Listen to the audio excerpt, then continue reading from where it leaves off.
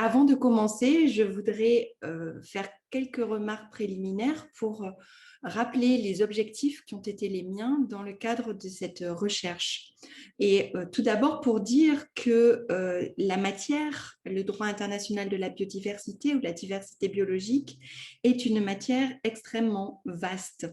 Et s'intéresser à la biodiversité, cela amène à dépasser les enjeux de préservation, de protection de la biodiversité, pour aborder aussi les questions d'utilisation, d'exploitation de la biodiversité, la pêche, la chasse, les enjeux de biosécurité, pour faire face aux risques qui découlent de l'utilisation des biotechnologies, mais aussi les questions d'accès à la biodiversité, de partage des avantages découlant de l'exploitation de la biodiversité, en particulier des ressources génétiques. Et sur ces différents sujets, en réalité, le droit international de la biodiversité conduit bien au-delà du droit international de l'environnement et il amène à entrer dans le droit international, notamment du commerce, des investissements ou des droits de l'homme. C'est une matière très abondante et pour cette raison, il était vain de tenter, même en près de 600 pages, d'offrir dans l'ouvrage une présentation exhaustive de cette matière et encore moins aujourd'hui dans une courte conférence. Donc, mon ambition, ça a plutôt été d'essayer d'introduire le lecteur à ce droit international de la biodiversité en présentant l'historique, les fondements, les principales directions de ce droit international de la biodiversité, mais aussi les difficultés de mise en œuvre. En bref, j'ai voulu participer à la conceptualisation de cette matière abondante et encore éparse. Et ça m'a semblé d'autant plus nécessaire qu'il y a en réalité assez peu d'écrits sur la question de manière globale. Mon deuxième objectif était de participer aux réflexions sur le renforcement de la protection de la diversité biologique, de la préservation de la diversité biologique en tant que menace environnementale, en tant que problème environnemental, avec une approche. Il y a un problème environnemental, le droit fait partie de la solution, le droit est un outil, le droit international fournit une boîte à outils et donc qu'est-ce qui marche, qu'est-ce qui ne marche pas dans ce droit international et qu'est-ce qu'on pourrait activer pour améliorer les choses. Et enfin, mon troisième objectif était de nourrir la réflexion sur le droit international au-delà de la diversité biologique, le droit international d'hier, d'aujourd'hui, de demain. Parce que, bien sûr, le droit international de la diversité biologique, c'est du droit international appliqué, c'est du droit international en action, appliqué en l'espèce à la biodiversité. Et moi, je l'ai pris comme un laboratoire pour étudier les évolutions en cours du droit international contemporain, les grands enjeux du droit international contemporain. Alors, pas tous, bien sûr, mais certains. Il me semble que c'est un laboratoire particulièrement intéressant parce qu'il se révèle très instructif d'aborder ce droit international de la biodiversité sous ce prisme et ça permet de mettre en évidence des tendances, des innovations particulièrement stimulantes. Et j'essaierai d'en présenter quelques-unes. Voilà. Et donc, vous l'avez compris, enfin, j'espère, cette matière, je l'ai abordée en internationaliste d'abord, plutôt qu'en environnementaliste. Et pour moi, c'est véritablement l'approche à suivre. Et c'est ce que je dis toujours à mes étudiants, parce que je pense qu'on ne peut pas apporter sa pierre aux réflexions sur la protection internationale de l'environnement qu'en étant d'abord un bon internationaliste, en ayant consolidé ses fondements, en ayant consolidé ses bases. Donc, voilà ce que je voulais vous dire pour commencer. Vous avez sur cette diapositive le plan de ma présentation. Donc, ce sera une présentation en 3 parties. Tout d'abord, qu'est-ce que la biodiversité? Ensuite, la crise de la biodiversité. Et finalement, ces 2 premiers points seront des points d'introduction qui nous permettront d'arriver ensuite au droit international de la biodiversité. Je pense que la biodiversité est encore largement méconnue. Et donc, il me semblait important de revenir sur ces 2 premiers points avant d'aborder les aspects plus strictement juridiques. Donc, le premier point, c'est qu'est-ce que la biodiversité? Et tout d'abord, je voudrais revenir sur l'origine du terme, et en particulier pour souligner que le concept est un concept récent. Ce concept de diversité biologique, il naît dans les années 1980. Il est attribué à un biologiste américain, Thomas Lovejoy, et à la suite de l'invention de ce terme va naître une nouvelle discipline scientifique, la biologie de la conservation, centrée sur l'enjeu de conservation de la diversité biologique, dont le pape, l'inventeur, le père, est encore un biologiste américain, Edward Wilson. Le concept de diversité biologique va être contracté en un terme unique, celui de biodiversité, en 1985, à nouveau par un biologiste américain, Walter Rosen.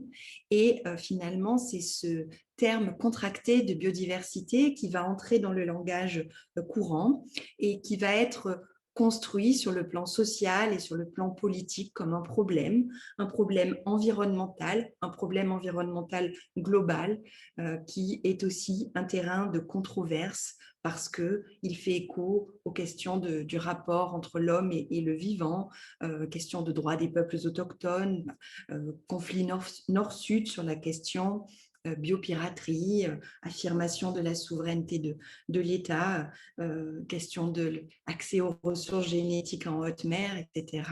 Donc, il y a sur tous ces sujets des conflits, des controverses importantes à l'échelle internationale. Qu'est-ce que ça signifie plus précisément? Je pense que cette image l'explique mieux que moi. On y voit les 3 niveaux de diversité biologique qui représentent donc l'ensemble du vivant sous toutes ses formes. Et ici, avec les 3 niveaux, le premier niveau étant le niveau des écosystèmes, la diversité écosystémique, avec donc une grande richesse d'écosystèmes à l'échelle de la planète. Le deuxième niveau étant celui de la biodiversité des espèces, illustré aussi sur cette diapositive. Et enfin, il est question également de biodiversité génétique, donc cette fois à l'intérieur d'une espèce, le fait qu'il y ait des représentants les plus différents possibles dans une même espèce. Et c'est donc dans ces caractéristiques, ce concept de diversité biologique ou de biodiversité que j'utilise l'un ou l'autre de manière équivalente, c'est donc un concept qui est un concept englobant, complexe et fuyant. C'est d'abord un concept englobant. En effet, quand on pense biodiversité, on pense bien au-delà des espèces, de la faune, de la flore sauvage ou même des habitats de la faune et de la flore sauvage. C'est vraiment la diversité de la vie, l'ensemble du vivant, le vivant employé non pas comme un adjectif mais comme un substantif. Donc, c'est bien la faune, la flore, les écosystèmes, mais ça va aussi inclure les bactéries, les gènes, et puis c'est une biodiversité remarquable et c'est aussi toute une biodiversité ordinaire constituée d'organismes courants, pas forcément remarquables. Ainsi, la biodiversité, elle s'évalue, elle se mesure du macro au micro à différents niveaux, le niveau du gène, de l'espèce, de l'écosystème, à différentes échelles, des plus locales au plus global, et en particulier à la plus globale qui est notre biosphère, donc à l'échelle planétaire. C'est donc finalement un concept unificateur, un concept qui vient rassembler un certain nombre d'éléments. Et penser biodiversité et non plus penser nature ou vie sauvage comme on le faisait auparavant et comme on continue aussi parfois à le faire, entraîne un changement de perspective qui me semble très important de mettre en évidence, D'abord, un changement de perspective sur le plan spatial. Sur le plan spatial, en effet, avec cette invention de la biodiversité, on peut dire que la disparition d'une espèce, même si elle concerne une toute petite île dans laquelle cette espèce est endémique, c'est-à-dire une toute petite île dans laquelle cette espèce réside et dans laquelle on la trouve seulement. Donc, même quand cette espèce est endémique et dans une toute petite île, finalement, sa disparition, elle a une portée locale, mais elle n'a pas seulement une portée locale, elle acquiert aussi une portée globale. Et cette disparition, elle participe à la crise de la biodiversité comme une crise planétaire. Donc, c'est un concept qui invite à penser, à articuler les échelles. La biodiversité se pense au local, mais elle se pense aussi de manière globale. Et c'est également un changement d'échelle temporelle. En effet, sur le plan temporel, la disparition d'une espèce n'a pas seulement des conséquences ici et maintenant. La notion de biodiversité amène à situer la réflexion à l'échelle des temps géologiques qui ont vu se succéder différentes crises, qui ont vu disparaître la biodiversité pour qu'ensuite elle se reconstitue. C'est aussi un concept qui est un concept complexe.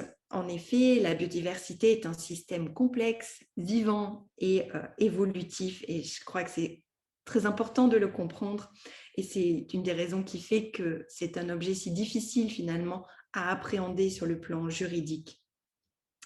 En effet, parce que le concept de biodiversité couvre l'ensemble du vivant dans sa grande diversité, dans sa variabilité, c'est un concept complexe. Ça n'est pas une catégorie achevée. C'est un objet vivant, c'est un objet évolutif. La biodiversité planétaire est composée finalement de milliers d'ensembles d'écosystèmes qui voient interagir des espèces avec leur milieu et des espèces entre elles et avec leur milieu, et qui sont autant de systèmes, de sous-systèmes complexes. Donc, ce grand système de la biodiversité planétaire est une addition de systèmes et sous-systèmes complexes, car eux-mêmes composés d'un grand nombre d'entités qui sont des entités en interaction permanente, des systèmes de taille variable allant d'une souche d'arbre à la savane en passant par une toute petite zone humide. Ce n'est donc pas seulement une addition d'entités que le concept recouvre, mais surtout des relations, des processus. Ce sont des systèmes et des sous-systèmes qui sont instables, qui évoluent naturellement et qui évoluent aussi sous l'action de l'homme. Ils changent, ils se déplacent dans l'espace au cours du temps. Et donc, on ne peut pas avoir une conception fixiste quand on veut protéger la biodiversité. Il faut absolument prendre en compte ces interactions et ces dynamiques évolutives. C'est également un concept fuyant, un concept qui est abstrait. La biodiversité, elle est difficile à appréhender en tant que telle. Le concept reste finalement assez théorique. Quand on se promène dans la nature, la biodiversité ne saute pas forcément aux yeux. C'est difficile de l'appréhender en tant que réalité tangible, visible, mesurable. Et pour l'appréhender, en fait, il faut l'appréhender à travers ces éléments, donc fondamentalement en la décomposant. Mais quand on la décompose, en fait, on ne rend pas compte de la richesse des relations, des interactions, de la richesse du tout et de son caractère dynamique. D'autant que les concepts sur lesquels la biodiversité est basée, le concept de biodiversité est lui-même basé, les concepts d'espèces, de gènes, d'écosystèmes sont encore discutés par les scientifiques et sont donc eux-mêmes un petit peu flous encore, ou tout au moins discutés. C'est aussi un concept qu'on peut dire incommensurable. Même si beaucoup de chiffres circulent à son égard, j'ai essayé de regarder beaucoup de documentation scientifique de ce point de vue, il me semble que la biodiversité échappe largement aux évaluations quantitatives. Il est difficile de déterminer les outils de mesure, les indices à employer pour l'évaluer sur le plan quantitatif. Il est difficile de passer d'un relevé de terrain très localisé à des outils statistiques fiables à une plus grande échelle. Et donc, les inventaires ne rendent pas forcément compte, ne permettent pas d'avoir une compréhension globale, encore une fois, des liens entre les éléments inventoriés. En plus, on parle parfois, enfin, on parle de recul, de crise, de diminution, mais en réalité, on n'a pas l'état zéro de la biodiversité, donc il est bien difficile de chiffrer les taux de réduction. Les fourchettes d'estimation de la biodiversité sont absolument phénoménales. Il y aurait entre 2 millions d'espèces, donc le nombre d'espèces répertoriées, il y en a sans doute beaucoup plus, et 100 millions d'espèces au total. La plupart des scientifiques s'accordent sur entre 8 et 10 millions, mais vous voyez, entre 2 et 100 millions, c'est quand même une fourchette d'estimation qui est très importante, et ceci, ce serait sans compter les virus, les bactéries, les levures, qui sont très nombreuses. 90% des espèces resteraient à découvrir. Donc, en réalité, les espèces décrites sont très certainement une infime partie de la biodiversité. Donc, dans ce contexte, c'est vrai que je pense qu'il faut se méfier des chiffres. Et dernier point, dans cette idée de concept fuyant, c'est qu'il y a forcément, parce que c'est abstrait, parce que c'est incommensurable, il y a forcément un risque de réductionnisme. Que protéger ou comment choisir, que prioriser, sur quelle base? Il y a des logiques d'optimisation qui semblent des logiques scientifiques, mais derrière, il y a toujours des choix, des valeurs. Et en réalité, il y a une espèce de paradoxe. La biodiversité, l'étude scientifique de la biodiversité, elle cherche à comprendre sa complexité, alors que sa gestion et son appréhension par le droit, finalement, elle cherche à la réduire à un ensemble d'éléments simples qu'on va pouvoir traduire dans des indicateurs à nouveau simples, faciles à mesurer, faciles à communiquer. Et donc, il y a là vraiment un paradoxe et sans doute un problème en termes de politique de biodiversité. Donc, pour le droit, il est évident que prendre en compte cet objet complexe, fuyant, ça n'est pas du tout une chose aisée. La crise de la biodiversité et ses manifestations. La vie donc s'est développée sur la planète depuis près de 4 milliards d'années sous une forme simple, celle des organismes unicellulaires. Elle s'est ensuite grandement diversifiée et ce processus d'évolution conduit régulièrement à des extinctions et il a conduit dans le passé à des extinctions massives. Et pour les scientifiques, nous connaîtrions actuellement la 6e extinction de masse avec une biodiversité qui se dégrade partout sur la planète et qui est marquée à la fois par la disparition de certaines espèces, mais aussi et surtout par la diminution de la biomasse, c'est-à-dire la diminution des populations d'espèces avec des manifestations très visibles, comme par exemple la quasi-disparition des insectes sur le pare-brise des voitures qui, il y a encore 20 ou 30 ans,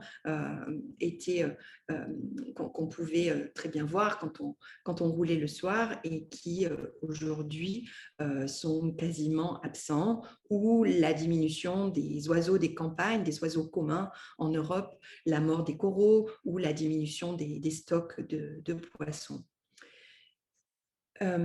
Cette crise, cette 6e extinction, ce qui la caractérise par rapport aux extinctions précédentes qui à chaque fois ont vu redémarrer la diversification de la biodiversité, c'est que c'est une crise qui est plus rapide que les précédentes et que c'est une crise qui est causée par l'homme, qui correspond à l'expansion rapide de l'espèce humaine sur Terre.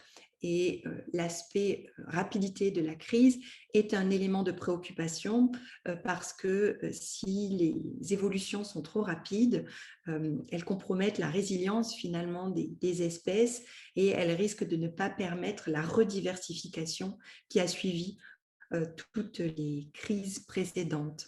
Ceci est confirmé par des rapports scientifiques nombreux et je voudrais juste citer les rapports du GIEC de la biodiversité, qui est la plateforme intergouvernementale pour la biodiversité et les services écosystémiques, l'IPBES, qui a produit en 2018 ses premiers rapports. Donc, c'est une institution qui est plus récente que le GIEC, ses premiers grands rapports régionaux en 2018, et puis son grand rapport en 2019. Alors, je ne vais pas entrer dans le détail, on pourra y revenir durant la discussion, mais le rapport est un rapport extrêmement alarmant.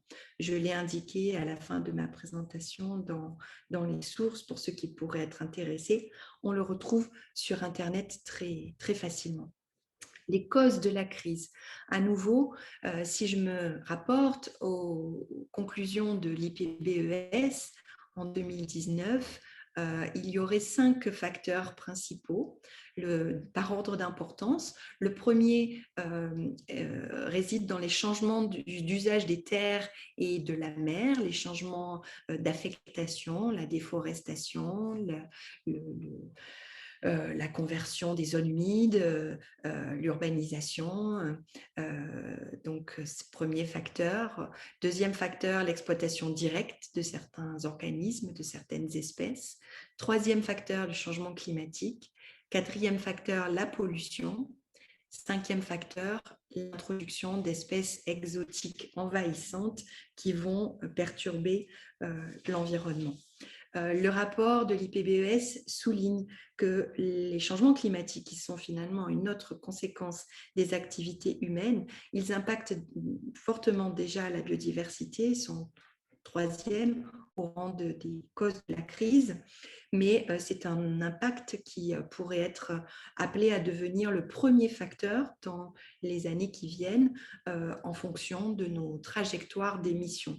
Et la crise de la biodiversité et les changements climatiques sont 2 menaces environnementales qui sont intrinsèquement liées. La crise de la biodiversité a des conséquences en termes de changement climatique. Par exemple, la diminution du phytoplancton dans les océans ou l'acidification des océans a des conséquences en termes de changement climatique parce qu'elle fait que les océans jouent moins leur rôle de puits de carbone. Et donc, les impacts et les influences sont vraiment mutuels. Ils vont dans les deux sens et c'est un facteur très préoccupant pour l'avenir.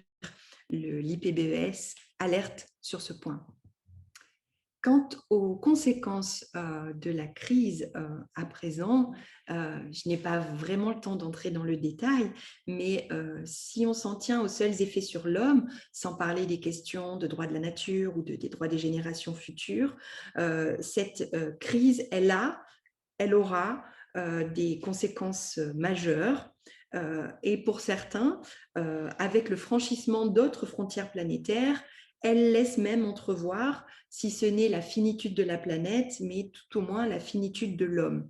Parce que la perte de biodiversité, c'est une perte directe de ressources naturelles qui sont des ressources utiles et importantes pour l'homme, tant de nombreuses plantes sont exploitées et importantes pour l'homme. C'est aussi une perte de ressources génétiques actuelles et potentiellement aussi utiles. Et c'est également une perte indirecte. Et de ce point de vue, il faut souligner que la perte de biodiversité entraîne une diminution, voire une disparition de ce que l'on appelle, dans une vision qui est une vision très anthropocentrique, des services écosystémiques, c'est-à-dire des services qui sont rendus à l'homme par la nature de manière gratuite. Et ces services, ils sont estimés à plus d'une fois et demie le PIB mondial. Cela va de la pollinisation. Ici, j'ai mis une photo.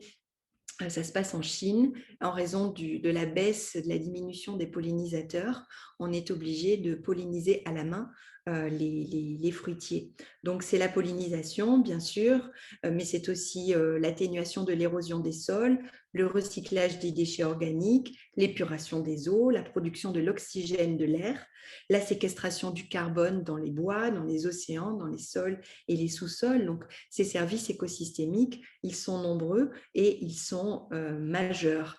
Et de nombreuses études alertent sur le fait que sans changement significatif dans nos politiques, dans nos institutions, dans nos pratiques, ces services écosystémiques, ils pourraient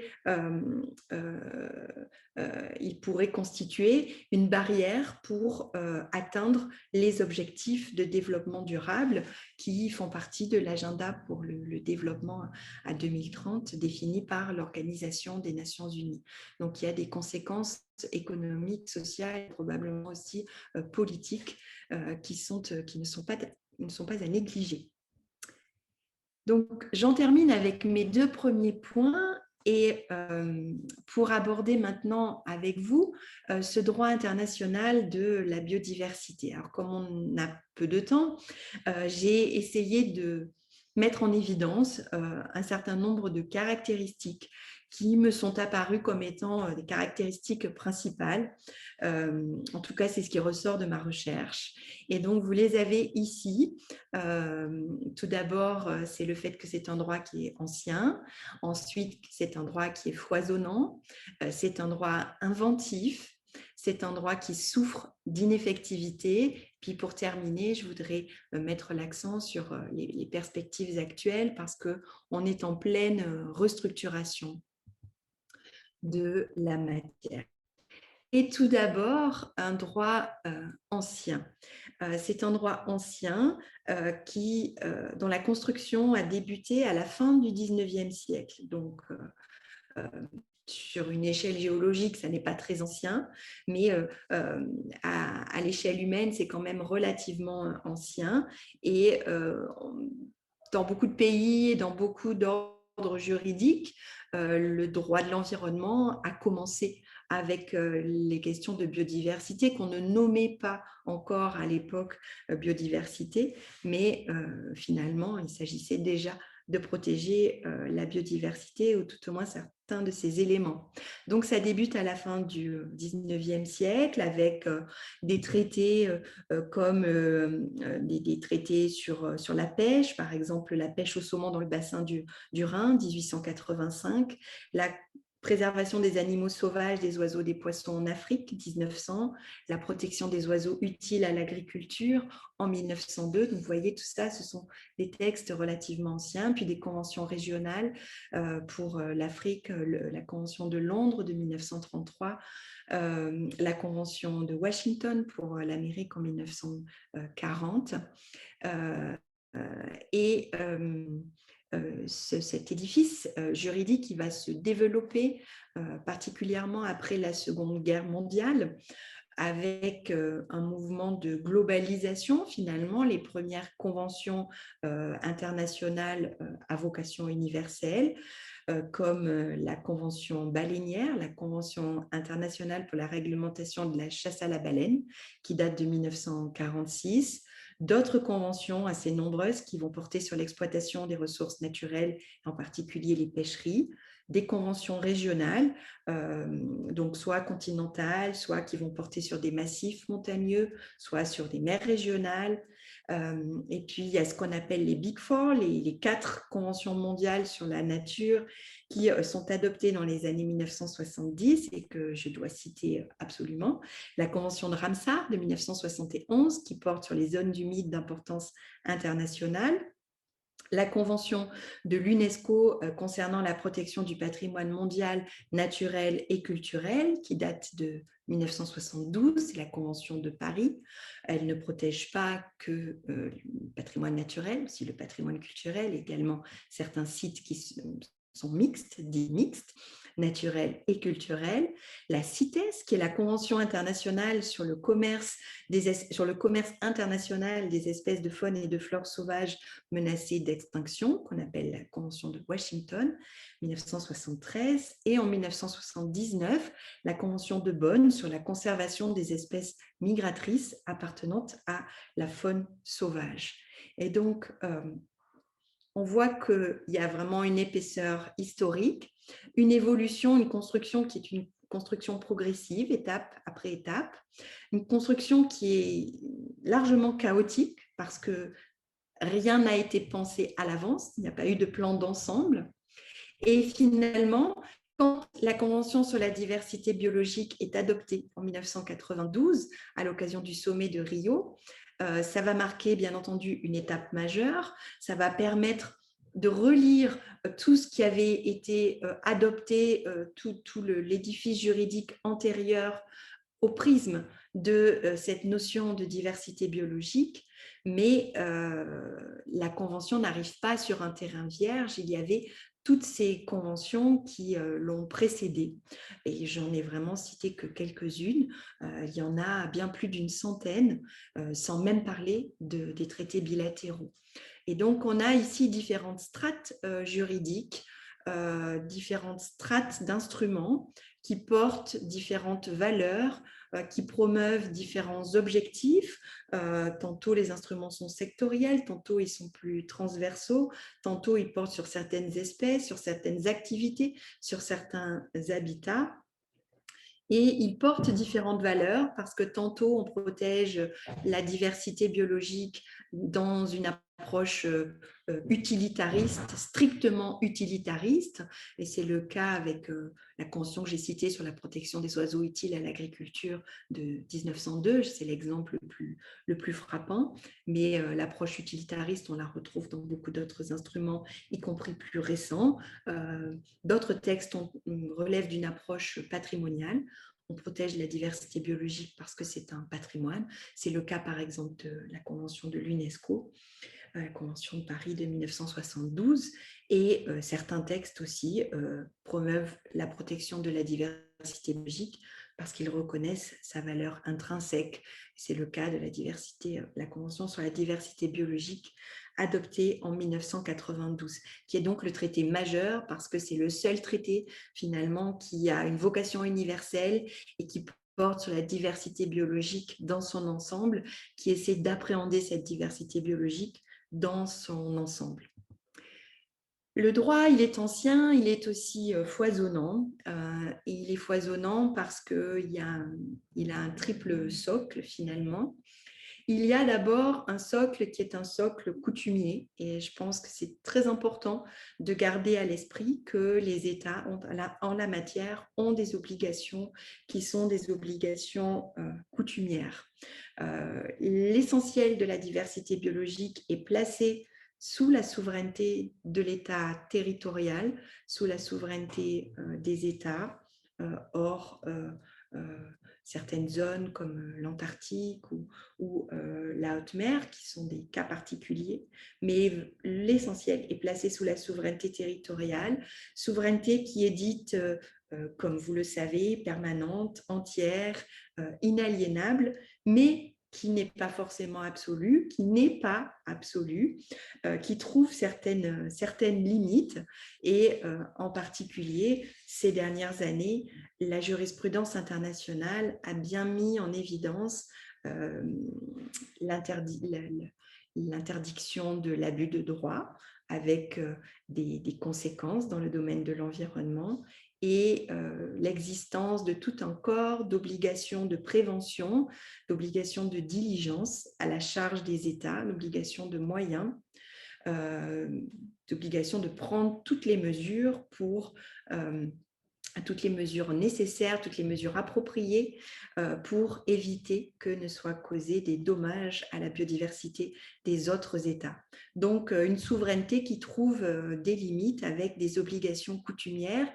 C'est un socle important parce qu'il s'applique à tous. Il y a là un corps de règles générales et il est intéressant de réfléchir à son articulation avec les règles conventionnelles.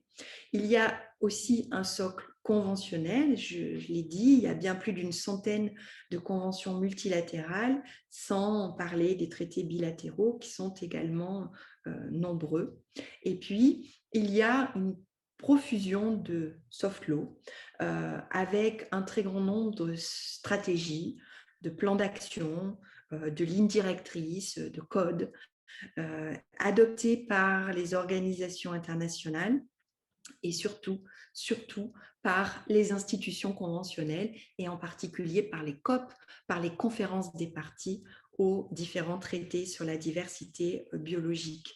Et donc, on a là différentes sources qui s'articulent en pratique plus ou moins bien, et cela peut participer à des problèmes, des frictions s'agissant de la mise en œuvre de ce corps de règles. Donc, un droit ancien, un droit foisonnant. Je voulais aussi mettre en évidence le fait que c'est un droit qui me semble inventif. Inventif parce que il a fallu que les juristes mettent les mains dans le cambouis, appréhendent des notions scientifiques qui sont des notions difficiles d'accès, des notions complexes, diversité biologique, état de conservation d'une espèce, état de conservation favorable, qu'est-ce que ça signifie, comment on le transcrit en droit, l'approche écosystémique qui est une approche promue par différentes institutions sur la base de travaux scientifiques, une approche globale, cohérente, évolutive de la biodiversité. L'appréhension de ces notions scientifiques a véritablement représenté un gros défi pour le droit, pour les juristes, et le dialogue interdisciplinaire entre les scientifiques et les juristes est un dialogue très, très fructueux. Une autre invention qui me semble intéressante, c'est le fait qu'un certain nombre de procédures de non-respect ont été mises en œuvre dans le champ de la biodiversité. Donc, des procédures de non-respect, ce sont des procédures globales, des procédures cohérentes qui permettent à la fois de suivre la mise en œuvre par les États de leurs obligations, donc il y a un aspect suivi, et puis également de réagir aux violations par les États de leurs obligations, de réagir souvent, non pas en les sanctionnant, mais en les aidant à mettre en œuvre leurs obligations internationales. Ça n'a pas été inventé dans le domaine de la biodiversité, ça a été inventé pour la couche d'ozone, dans le cadre du régime de la couche d'ozone, mais il y a un certain nombre de procédures qui ont été développées aussi dans le champ de la biodiversité, des procédures originales qui tentent de prendre en compte les spécificités de la biodiversité et des besoins de la biodiversité. C'est aussi parmi ce droit, dans le cadre de ce droit inventif, le fait qu'a été consacrée une obligation de réparation du préjudice écologique, qui n'était pas du tout évident, mais cela a été consacré par la Cour internationale de justice dans l'affaire certaines activités menées par le Nicaragua dans la région frontalière, donc Costa Rica contre Nicaragua, avec l'arrêt du 2 février 2018 sur la question de l'indemnisation due par le Nicaragua au Costa Rica.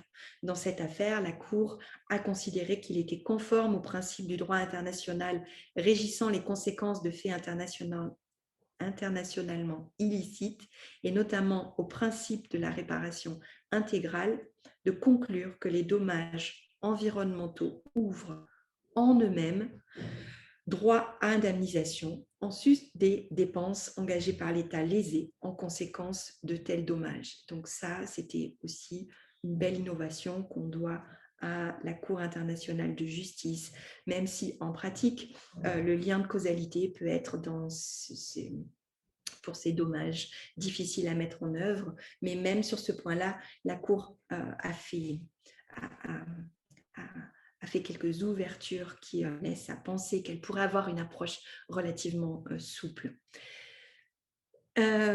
Toujours dans le cadre de ce droit inventif, je voulais mettre en évidence le fait qu'on a expérimenté des approches qu'on pourrait dire managériales. Donc, je pense que vous avez rencontré ces approches managériales par ailleurs. Et il me semble que c'est très net, notamment dans le cadre de la Convention sur la diversité biologique, avec l'adoption d'un plan stratégique qu'on appelle les objectifs d'Aichi sur la diversité biologique, sur la biodiversité. C'est un plan qui a été adopté en 2010, qui fait suite à une première stratégie qui avait été adoptée en 2002, qui a été un échec relatif, un échec assez important. Et donc, les objectifs d'Aichi ont été adoptés en 2010 lors de la COP 10 sur la biodiversité par la décision 10.2 de la COP. Ce sont 5 buts généraux et 20 20 objectifs qui sont des objectifs précis, concrets, pour la plupart chiffrés. Donc, je vous ai mis un exemple, c'est l'objectif 11 d'Aichi. Donc, d'ici à 2020, au moins 17% des zones terrestres et d'eau intérieure et 10% des zones marines et côtières, y compris les zones qui sont particulièrement importantes pour la diversité biologique et les services fournis par les écosystèmes, sont conservées au moyen de réseaux écologiquement représentatifs et bien reliés, d'aires protégées gérées efficacement et équitablement, et d'autres mesures de conservation efficaces par zone et intégrées dans l'ensemble du paysage terrestre et marin. Donc, il s'agit d'objectifs qui sont portés par une décision de la COP, qui n'a pas une portée juridique obligatoire, mais qui essaie de promouvoir cette approche managériale où on définit des objectifs précis, chiffrés, avec un certain nombre d'indicateurs qui vont permettre ensuite de suivre la mise en œuvre de ces objectifs, et éventuellement de rectifier le tir ou de faire pression sur les États lorsqu'ils ne respectent pas leurs objectifs. Et en fait, cette approche, elle a eu des conséquences très importantes. Elle a permis un recentrage stratégique des activités conventionnelles dans le cadre de la Convention sur la diversité biologique, des activités qui avaient tendance à partir un petit peu dans tous les sens et qui donc ont été recentrées sur ces objectifs d'Aichi. Ces objectifs ont été appuyés par le PNUE, le Programme des Nations Unies pour l'environnement, dans une décision de 2013 comme un cadre politique mondial essentiel. Et ils ont également été repris par la plupart des conventions sur la biodiversité comme objectif poursuivi par la Convention de Ramsar, la Convention de Bonn, la CITES. Donc, ils ont permis un renforcement des liens entre la CBD, la Convention sur la diversité biologique, et les autres conventions sur la biodiversité. Ils ont permis le renforcement des liens entre les secrétariats, ils ont permis la définition de programmes communs. Ils ont permis finalement que toutes ces conventions sur la biodiversité se rangent, elles aussi, derrière ces objectifs, qu'elles se les approprient. Et donc, ça a permis de mettre un peu de cohérence dans une gouvernance internationale de la biodiversité qui jusqu'alors était extrêmement éclatée. Ça a permis aussi, et c'est également pour cela qu'elles l'ont fait, aux autres COP, aux COP des autres conventions, de bénéficier de financements internationaux et notamment des financements du Fonds pour l'environnement mondial. Ces objectifs, ils ont aussi été repris dans la déclaration de Rio qui fait fond sur les objectifs d'Aichi, et ils ont inspiré les ODD, les objectifs de développement durable de l'ONU qui ont été définis en 2015, notamment les ODD 14 et 15 qui portent sur la biodiversité marine et sur la biodiversité terrestre. Mais en fait, ils infusent dans presque tous les ODD. Alors, c'est aussi un droit qui souffre d'ineffectivité. Ici, j'ai repris les conclusions du 5e rapport sur les perspectives mondiales de la diversité biologique, qu'on appelle le GBO, qui date de l'année dernière et qui nous dit, à propos des objectifs d'Aichi, qu'au niveau mondial, aucun des 20 objectifs n'a été pleinement atteint, bien que 6 d'entre eux soient en partie réalisés. Donc, aucun n'a été atteint. 11 pays déclarent qu'il n'y a eu aucun progrès significatif dans la mise en œuvre de ces objectifs, et 1% même qu'ils s'éloignent de l'objectif. L'alignement des objectifs nationaux, des plans, des stratégies nationales sur les objectifs d'Aichi pour la biodiversité apparaît faible, plutôt faible, en ce qui concerne à la fois la portée, le niveau de l'ambition. Moins d'un quart des objectifs nationaux sont bien alignés sur les objectifs d'Aichi et seulement 10% de tous les objectifs nationaux sont semblables aux objectifs d'Aichi et en voie d'être réalisés. Donc, c'est à nouveau un constat d'échec qui est fait sur la mise en œuvre, à propos de la mise en œuvre de ce plan sur la biodiversité.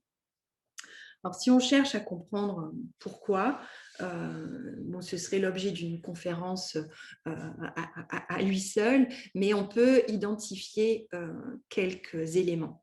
Je dirais d'abord la faible qualité des normes. Ce n'est pas très c'est pas très gentil de dire cela, mais on se rend compte quand même quand on analyse ce corpus de normes que certes, il y a foisonnement, certes, il y a abondance, mais les formulations des obligations des États, quand il y a obligation, sont des formulations plutôt molles, des formulations conditionnées, des obligations atténuées et qui ne sont généralement pas auto-exécutoires, donc qui vont dépendre ensuite des États sur lesquels va reposer l'obligation de les mettre en œuvre et de les transposer dans leur ordre juridique interne. Et c'est bien le cas de la Convention sur la diversité biologique, qui est une convention fascinante, qui compte 196 parties, donc c'est une convention universelle. Mais les rares obligations matérielles qu'elle contient sont des obligations très atténuées au moyen du conditionnel ou de formules telles que chaque État, dans la mesure du possible et selon qu'il conviendra, bon, vous conviendrez qu'il s'agit là d'une atténuation et quand la question s'est posée devant la Cour internationale de justice, c'était dans l'affaire Costa Rica-Nicaragua, la Cour a examiné l'article 14 de la Convention sur la diversité biologique qui porte sur les études d'impact et qui demande aux parties contractantes d'adopter des procédures permettant d'exiger l'évaluation des impacts sur l'environnement de leur projet. L'article 14 commence ainsi: chaque partie contractante, dans la mesure du possible et selon qu'il conviendra, adopte des procédures permettant d'exiger l'évaluation des impacts sur l'environnement des projets qu'elle a proposés, etc., etc. Et de ce fait, la Cour a considéré que cette disposition, elle ne créait pas d'obligation d'effectuer une évaluation de l'impact sur l'environnement avant d'entreprendre une activité susceptible de nuire sensiblement à la diversité biologique. Et donc, le Costa Rica n'avait pas enfreint l'article 14 de la Convention sur la diversité biologique. Donc, une faible qualité des normes, et cette faible qualité, elle peut être accidentelle, mais elle est souvent voulue finalement pour que les conventions, pour que les textes fassent consensus, il faut souvent en passer par cette faible qualité des normes. C'est aussi la faiblesse des moyens financiers. Faiblesse des moyens financiers, bon, qui est structurelle en droit international, structurelle en droit international de l'environnement, tout au moins, mais qui est particulièrement forte ici. Et c'est vrai si on compare le champ de la biodiversité à celui du climat,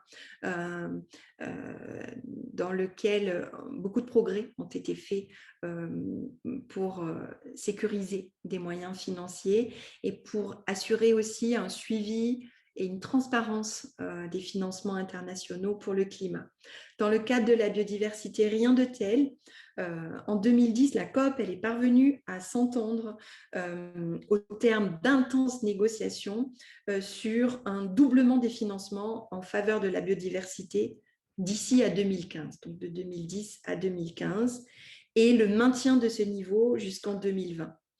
Donc, ça paraît fort, ça paraît clair, mais en réalité, ça ne l'est pas du tout parce que il n'y avait pas eu d'évaluation consensuelle d'un état zéro des financements et donc c'est difficile d'évaluer un doublement quand on n'a pas l'état zéro, quand on n'a pas le montant des financements initial. En tout cas, de nombreux rapports, et encore récemment un rapport de l'OCDE, attestent que les financements nécessaires pour mettre fin à la diminution de la biodiversité sont nettement insuffisants. Et quant au suivi de ces financements et à la transparence, c'est tout à fait balbutiant. Et là, on aurait beaucoup à apprendre du domaine du climat. Je mentionne également la faiblesse des mécanismes de contrôle et de sanction du non-respect. J'ai dit qu'il y avait des procédures innovantes de non-respect qui avaient été mises en œuvre, mais ce sont des procédures très flexibles, très souples, très respectueuses des souverainetés. Et en pratique, quand il y a vraiment des difficultés, quand un État ne met pas en œuvre ses obligations internationales, les autres États partis sont tout à fait démunis. Quant au contentieux, on pourra y revenir dans la discussion. Il se développe un petit peu, il y a quelques affaires intéressantes, mais c'est encore très, très balbutiant. Peut-être qu'une perspective intéressante serait de réfléchir au rôle du juge interne en la matière, qui est finalement le rôle, enfin le juge de droit commun du respect du droit international. Est-ce que dans certains cas, ce juge national ne devrait-il pas être davantage saisi? Et est-ce qu'on ne peut pas, là encore, s'inspirer pour la biodiversité de ce qui se passe pour le climat? Finalement, les deux menaces sont assez parallèles, ont beaucoup de points communs. Et donc, peut-être que demain, il y aura une vague de procès nationaux sur la biodiversité, comme il y a aujourd'hui une vague de procès nationaux sur le climat. Un dernier point que je voulais mentionner dans ces effectivités, bon, il y en aurait beaucoup d'autres, vous le comprendrez, mais si j'ai dû faire une sélection, c'est la question de la fragmentation. J'ai fait un petit schéma pour montrer ce paysage fragmenté. Vous voyez à l'intérieur en noir la Convention sur la diversité biologique et ses protocoles. C'est une convention cadre. En vert, en haut à gauche, les autres conventions sur la diversité biologique. En bleu, les conventions sur la mer, les conventions baleinières, les conventions Montego Bay, les conventions sur les pêcheries, le système antarctique. En violet, des domaines, les droits de l'homme, le droit du commerce, tout ce qui est action des banques de développement, tout ce qui est droit de la propriété intellectuelle, qui ont des conséquences importantes sur la biodiversité.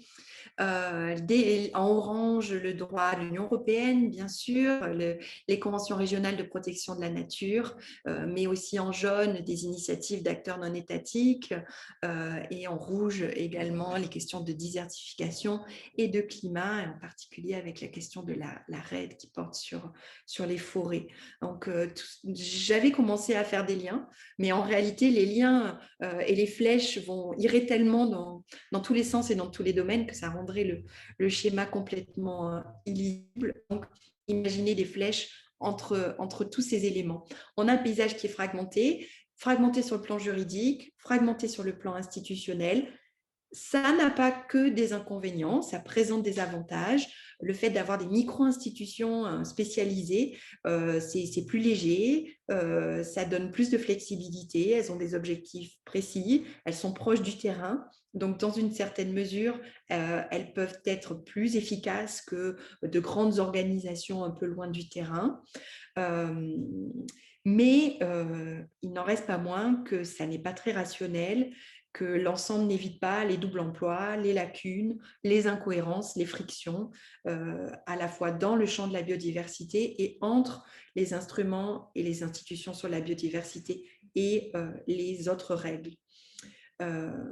Il y a depuis quelques années des progrès dans la coopération et dans la coordination, mais cela reste encore très timide et ça n'est pas du tout optimum. S'agissant des perspectives, c'est mon dernier point, je conclus bientôt pour laisser place à la discussion. S'agissant des perspectives, les objectifs d'Aichi, ils se sont terminés en 2020 et l'an dernier était normalement prévu la COP 15 sur la diversité biologique, la COP de la CBD, qui devait avoir lieu en Chine au mois de novembre et qui devait adopter un nouveau cadre post-2020 qui serait un peu l'équivalent de l'accord de Paris pour le climat, mais pour la biodiversité. En tout cas, les successeurs aux objectifs d'Aichi, donc un nouveau plan stratégique. Donc, il y a bien entendu, c'est une période fertile. Alors, la COP n'a pas pu avoir lieu, elle a été reportée, elle est encore programmée pour le deuxième trimestre de cette année. Vraisemblablement, elle va être à nouveau reportée à l'automne. Donc, on est dans une période où les objectifs d'Aichi sont terminés, mais on n'a pas défini le nouveau cadre post-2020. C'est une période stimulante parce qu'il y a beaucoup de réflexions. Alors, tout se passe par visioconférence actuellement. Entre les États, mais beaucoup de réflexions pour imaginer un cadre amélioré, un cadre renforcé par rapport aux objectifs d'Aichi, avec des objectifs qui deviendraient, alors c'est très à la mode, des objectifs, et c'est aussi l'approche managériale, des objectifs qui deviendraient SMART, spécifiques, mesurables, acceptables ou atteignables, ambitieux, réalistes et temporellement définis. Donc, les objectifs d'Aichi étaient déjà plus SMART que les objectifs précédents, donc il s'agirait de rendre les nouveaux objectifs encore plus SMART. Est également mis en place ce qu'on appelle un agenda de l'action. Il y en a dans d'autres domaines que la biodiversité, il y a notamment dans le cadre du climat, dans le cadre des océans, mais encore pour les catastrophes naturelles. Enfin, c'est aussi quelque chose qui est très à la mode, qui est un site internet dans lequel les acteurs privés, les acteurs non étatiques, les acteurs infra-étatiques, aussi collectivités locales, villes, régions, États fédérés, peuvent faire enregistrer leur contribution, leur coopération et expliquer la manière dont ils vont essayer de remplir les objectifs qui sont d'abord des objectifs des États. C'est un processus très intéressant sur le plan juridique, sur le plan politique. C'est vraiment encore au tout début. On en est vraiment au balbutiement.